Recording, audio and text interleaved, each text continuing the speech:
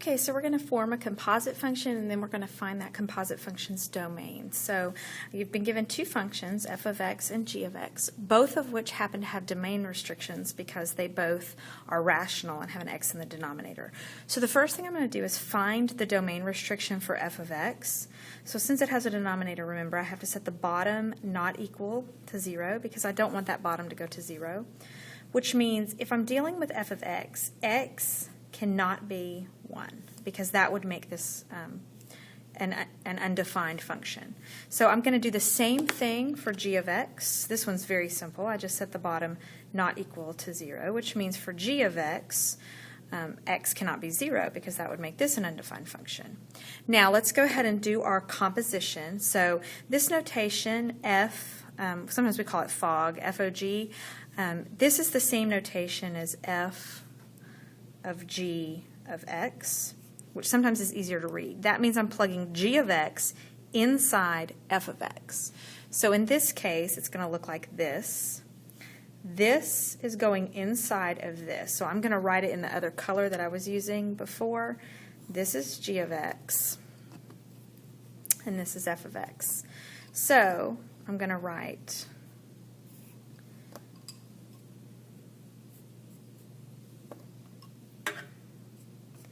that is my composite function. However, it needs to be simplified because right now I have what's called a complex fraction.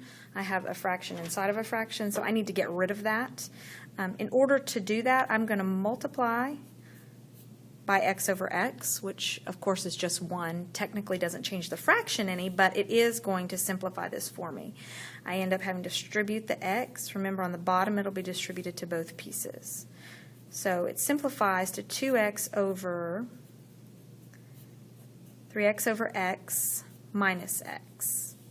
This x over x cancels, which is exactly what we wanted to happen because that has simplified my fraction now. And I end up with 2x over 3 minus x.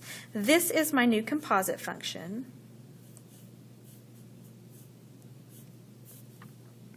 And now I need to find the domain restriction here because when I made my composite function, it also happened to be a fraction. So I've got to find a domain restriction there. So I set the bottom not equal to 0.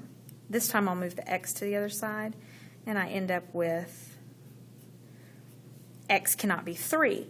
So I have 3 things that x can't be, but I need to check each one of them because it's possible that because I'm making a composition of the functions that one of these might actually work. So I'm going to do exactly what we've done here and plug it in just like this. So I'm going to start with the first one I came up with, which is the 1. And because this is my notation, the first thing I'm going to do is plug the 1 into g of x. So that's going to be 3 over 1, which gives me 3. And now I'm going to plug that into f of x. So 2 over 3 minus 1, which is fine. That works just fine. It never gets undefined. So now I'm going to do the same process over again, and I'll use the 0. So I have to plug the 0 first into g of x. So that's 3 over 0. And right here, I have a problem. It causes this to become undefined. So in fact, x cannot be 0 because it'll make this undefined.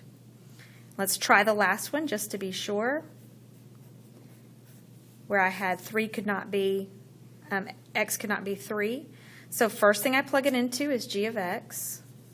3 over 3 gives me 1.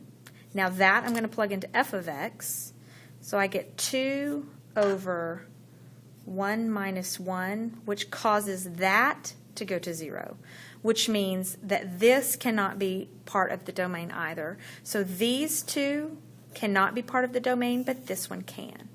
So I actually only have 2 domain restrictions, just the 0 and the 3.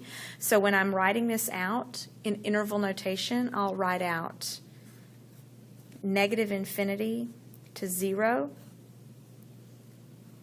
and that 0 to 3, and then 3 to infinity. And that should be your final answer.